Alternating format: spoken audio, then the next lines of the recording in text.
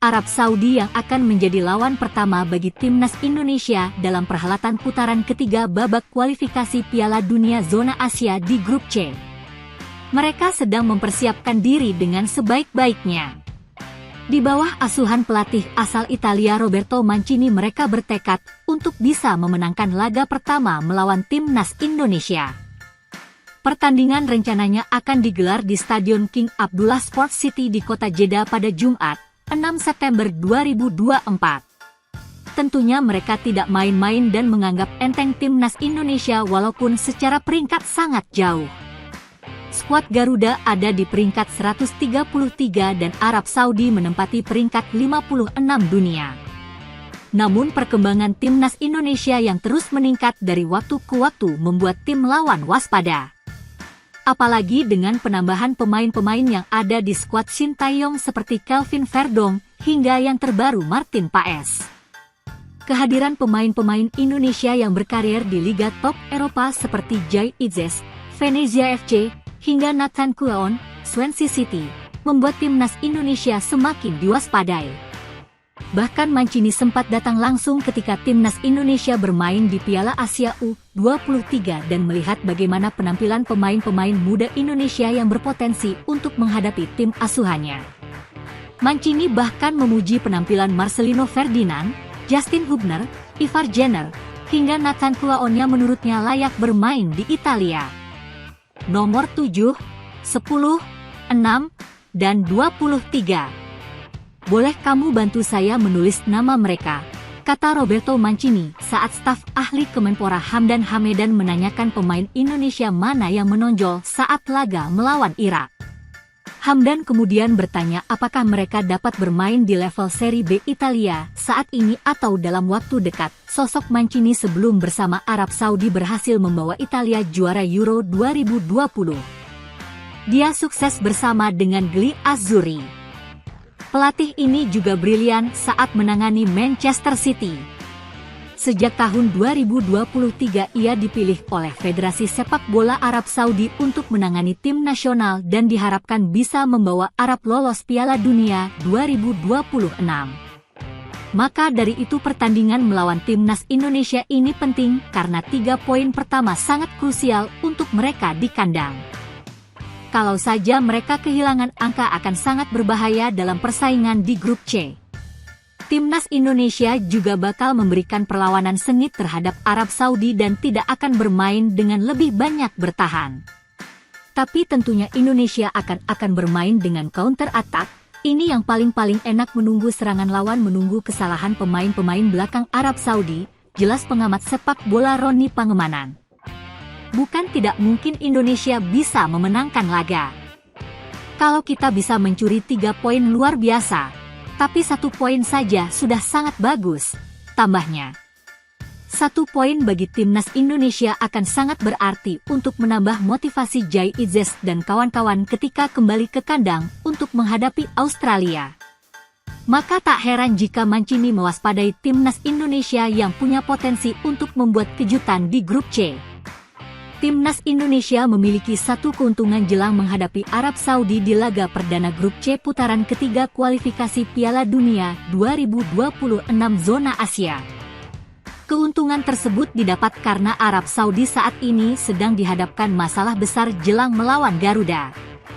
Sehingga, masalah tersebut membuat timnas Indonesia berpeluang mencuri poin pada laga perdana Grup C ronde ketiga tersebut.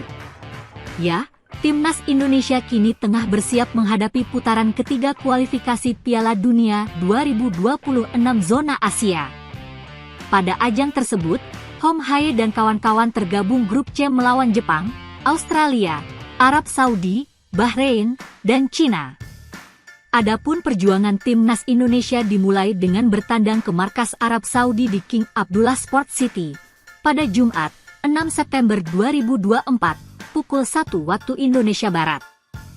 Pasukan Sintayong telah bertolak dari Jakarta ke Jeddah pada Minggu 1 September untuk mempersiapkan laga tersebut.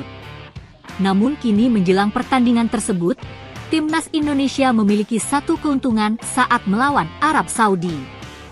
Keuntungan yang dimaksud adalah adanya masalah besar yang sedang dialami Arab Saudi. Masalah tersebut datang dari sektor penjaga gawang Arab Saudi. Untuk diketahui, pelatih Arab Saudi Roberto Mancini memanggil 31 pemain untuk melawan timnas Indonesia. Dari 31 pemain tersebut terdiri dari 3 pemain yang berposisi sebagai penjaga gawang. 3 kiper tersebut antara lain Raged Najjar, Al-Nasr, Muhammad Al-Owais, Al-Hilal, dan Ahmed Al-Kassar, Al-Qadsiyah. Namun ketiga kiper Arab Saudi itu memiliki masalah menit bermain saat bersama klubnya masing-masing. Lebih parahnya lagi, bahkan ketiga kiper Arab itu sama sekali tak mendapat menit bermain bersama klubnya. Berdasarkan data dari Transfermarkt.com, ketiga kiper tersebut belum mendapatkan menit bermain bersama klubnya di Liga Arab Saudi musim ini. Tentu saja, kurangnya menit bermain kiper Arab itu disebabkan karena klubnya mendatangkan pemain asing yang berposisi sebagai penjaga gawang. Raged Najjar harus bersaing dengan kiper timnas Brasil, Bento Matheus, untuk memperebutkan posisi utama di Al-Nasr. Kemudian Muhammad Al-Owais harus bersaing dengan kiper utama timnas Maroko, Yassine Bounou, untuk tempat utama di Al-Hilal. Lalu Ahmed Al-Kassar harus bersaing dengan penjaga gawang andalan timnas Belgia, Koen Casteels, sebagai kiper utama Al-Qadsiyah. Kondisi tersebut justru berbanding terbalik dengan timnas Indonesia. Shin Tae-yong sendiri memanggil 4 kiper ke timnas Indonesia untuk laga melawan Arab Saudi ini. Mereka diantaranya Martin Paes, FC Dallas, Hernando Ari, Persebaya, Nadei Argawinara, Borneo FC, dan Adi Satrio, PSIS. Meski Martin Paes belum dapat tampil, tetapi 3 kiper timnas Indonesia lainnya tak tergantikan di klubnya masing-masing. Sejauh ini, Hernando, Nadeo, dan Adi Satrio sama-sama baru kebobolan 1 gol dari 3 laga perdana Liga 1. Tentu saja masalah ini bisa dimanfaatkan timnas Indonesia untuk mencuri poin atas Arab Saudi. Hasil pada laga perdana ini akan berpengaruh besar bagi nasib timnas Indonesia ke putaran final Piala Dunia 2026. Di sisi lain, Shin Tae-yong sendiri menyatakan optimismenya jelang melawan Arab Saudi. Shin Tae-yong mengatakan jika Arab Saudi merupakan tim yang tangguh dengan pelatih yang juga berpengalaman. Pelatih timnas Indonesia Shin Tae-yong memberikan instruksi kepada Ragnar Oratmangoen saat melawan Irak pada pertandingan kualifikasi Piala Dunia 2026 zona Asia di Stadion Utama Gelora Bung Karno, SUGBK, Jakarta, Kamis, 6 Juni 2024. Indonesia harus mengakui keunggulan Irak setelah kalah dengan skor 2-0. Mancini memang salah satu pelatih terbaik. Apalagi di bawah naungannya dia, timnas Arab Saudi berinvestasi banyak, ungkap Shin Tae-yong kepada awak media, 31 Agustus 2024. Kendati demikian, Shin Tae-yong mengaku tak silau dengan tim berjuluk Green Falcons. Dia mengatakan jika semua kemungkinan bisa terjadi dalam sepak bola. Oleh sebab itu, Shin Tae-yong berharap Rizky Ridho CS bisa fokus untuk meningkatkan kualitas tim, dibandingkan fokus ke tim lawan. Tim mereka bagus, tetapi bola itu bundar. Untuk itu persiapan kami harus lebih fokus lagi, lebih baik, ucap pelatih berusia 53 tahun itu. Pastinya tidak akan ada yang tahu hasilnya seperti apa, dan sampai selesai pertandingan, apalagi ini away, kami harus lebih bekerja keras untuk mendapatkan hasil yang baik, sambung Shin Tae-yong.